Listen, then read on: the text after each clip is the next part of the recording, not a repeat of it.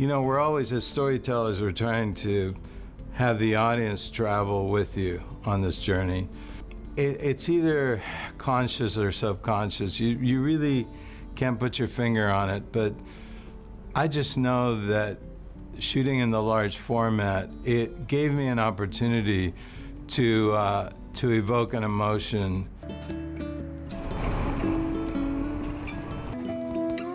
For Rhinestone Blue, we used the large format.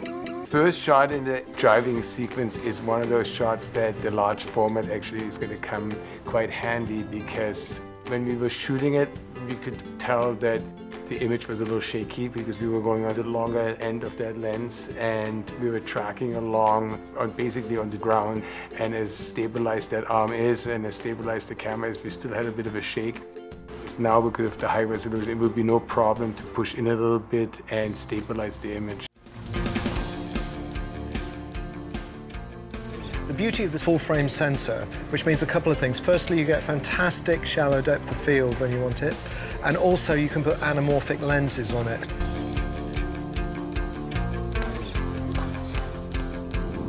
I've always liked anamorphics.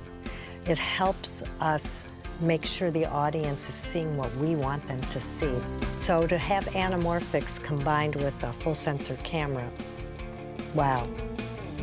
First of all, cinematographers are automatically getting a shallower depth of field.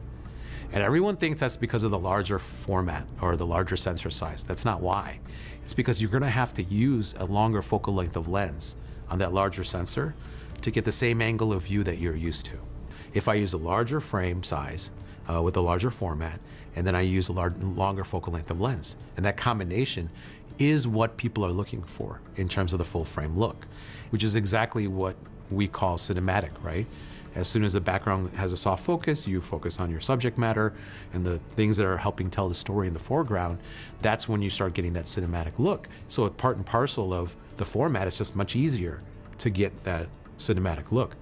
There are aesthetic differences with full format compared to Super 35, and a couple of the things that people point out and that I've noticed is the feeling, the emotion that it emits and how your viewer might feel in relationship to your talent, to your character, whether that be a real person or an actor. On full format we can have the same angle of view, and in order to achieve that we can be much closer to the talent. So we're creating much more of an intimate scene, and yet still have shallow depth of field as opposed to using a wide focal length. One area where we found that large format is really beneficial is working with volumes like this one.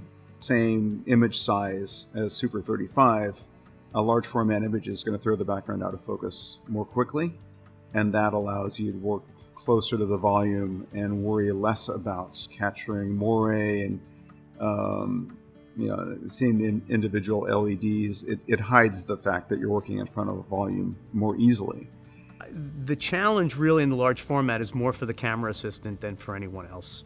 In today's world, where even in feature films, we're not getting rehearsals, we're not getting time for marks, and well, let's just try this one. Let's roll on the rehearsal. It's a tough job for the ACs. The thing that's nice about the big sensors is it's possible to actually get more true resolving power, the ability to actually make better quality photo sites. The claim that is out there is that there's an optical look, that you recognize this big look separate from resolving power or anything. And that's, it's simply not true. I'm a huge fan of anamorphic lenses. In my opinion, you get a better angle of view to magnification ratio. While shooting with a great portrait lens, we were also able to see our sets, see the other characters. So yeah, the benefit of the large format is that you get a 4:3 image area to use 2 times anamorphic lenses and get the maximum out of the lens. So by going with a larger sensor, we can now shoot on a longer lens. So all of a sudden, a 24mm lens is a really wide lens. So now we have the optical characteristics of a longer focal length, so we have straighter lines, faster apertures, but we're getting the field of view of a wider lens.